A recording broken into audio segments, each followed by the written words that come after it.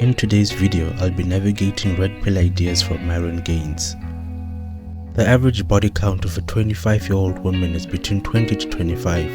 Men need to have more sexual experience than the average woman. Therefore, men need to have slept with at least 50 women before getting married. I have thoughts. In today's day and age, you shouldn't be getting married until you're at least 35. That was my next question for you. As a man, what age should you consider getting married? So I have, this is my thing that I tell guys. Yeah. I think 35 years old, had slept with at least 50 women, 100K per year, you're in shape, and you got 6 months to 1 year of savings.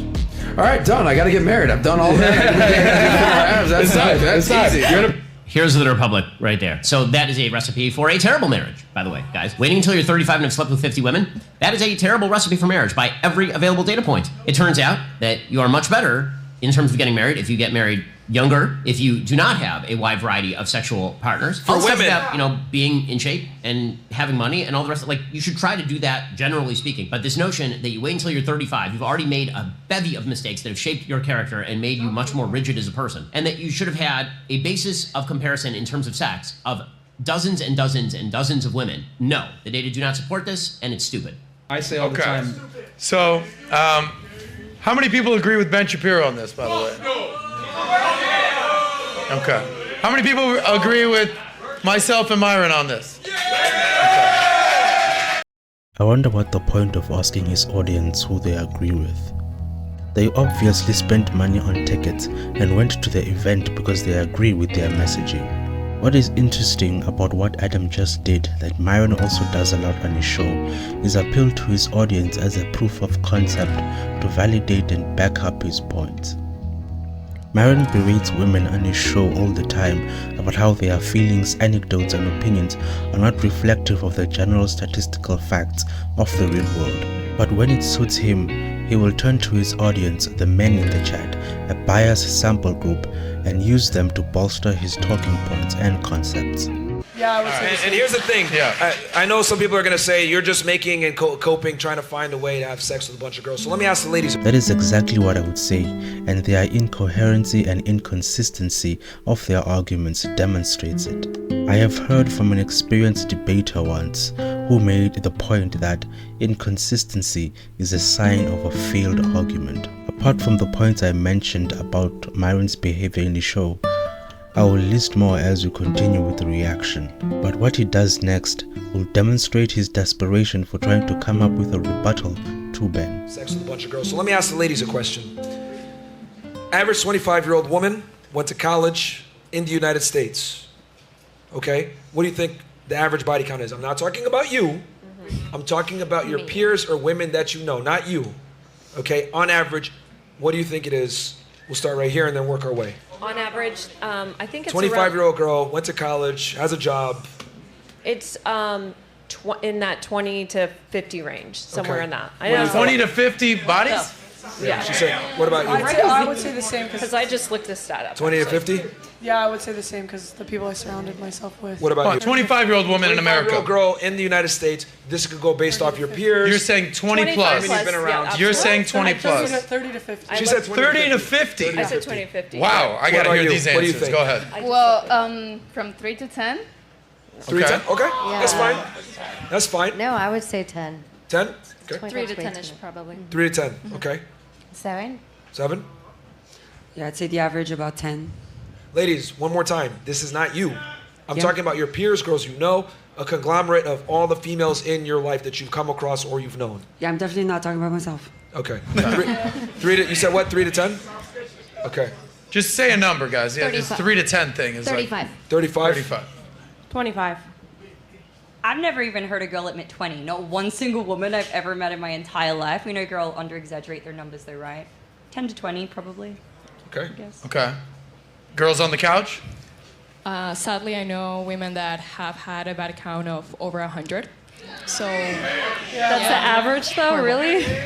Well, we're saying average. I think you're talking average. You think it's 100? Average is 100. She said 100? You're all lying. Did she say 100? we can say 80. Shout out to Colombia in the house. What's up? Wait. Hold on. We're talking about the United States, right?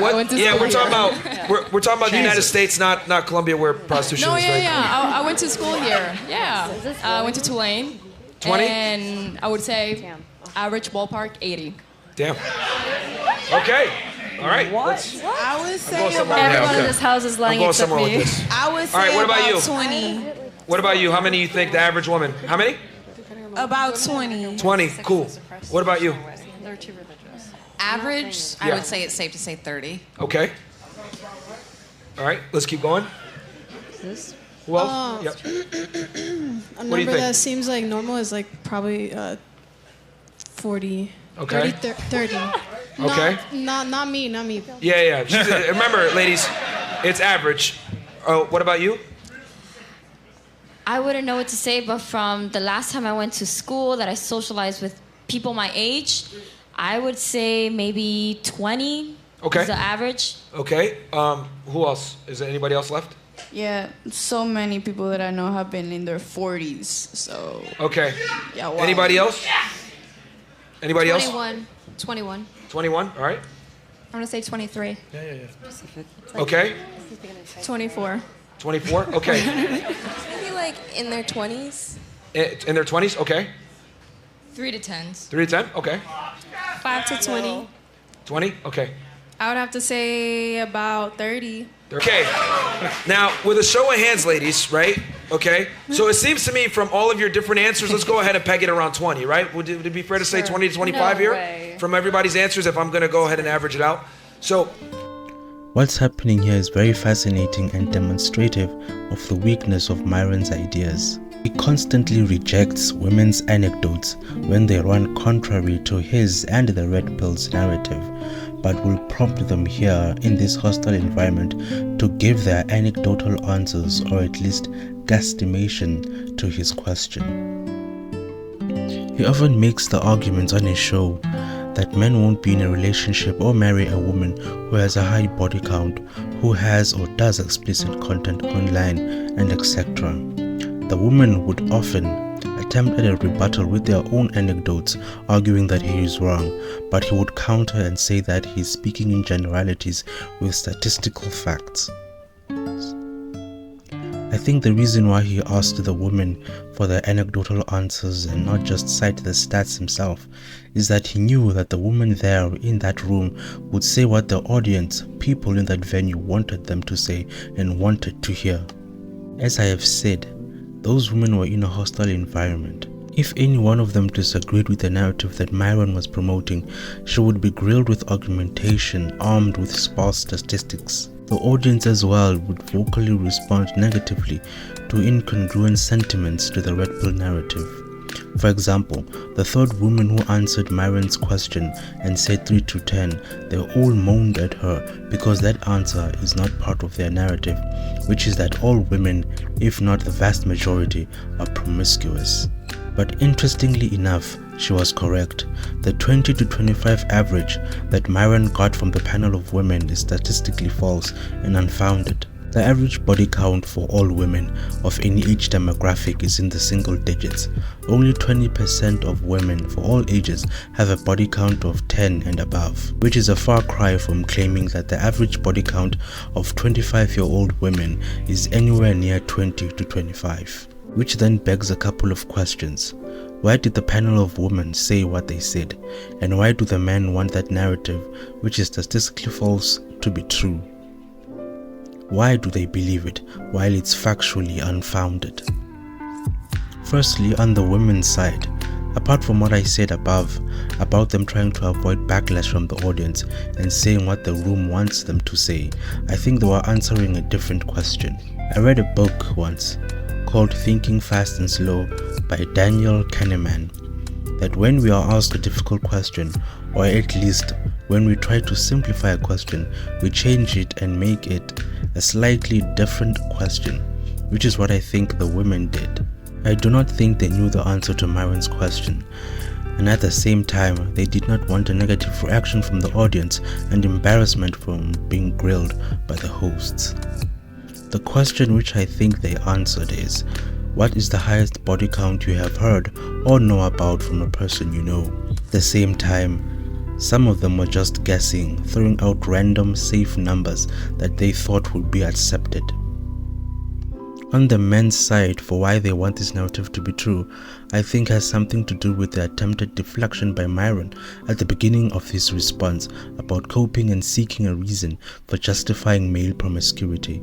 A question to think about: what kind of philosophy does one ground his definitions of masculinity and what makes a high-value man that has a part of its aspect a rationalization for doing what they know to be morally and ethically regressive, corrosive to society, and repugnant?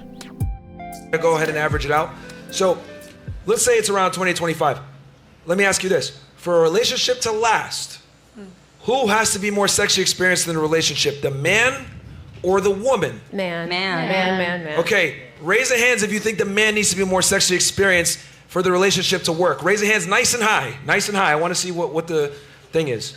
Okay, so that's the majority. Now, just out of curiosity, who thinks the woman needs to be more sexually experienced for the relationship to work? Raise the hands. Nobody? That's why you need to fuck 50 bitches. Like, bro, people think That I'm was just easy. over here. That is pure nonsense. We have to define what we are talking about first. What kind of a relationship are they referring to?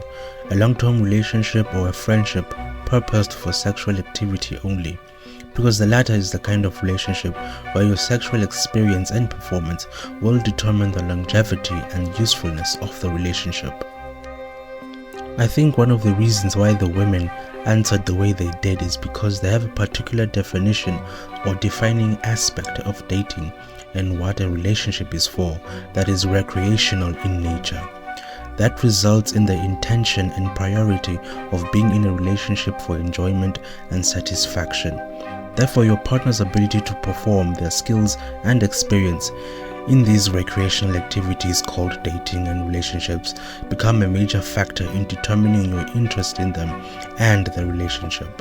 But on Myron's side, there are untrue presuppositions that are assumed, which are: for you to be sexually competent and or potent with the partner you want to be in a long-term relationship with, you can only learn that from prior experiences from sleeping with multiple women.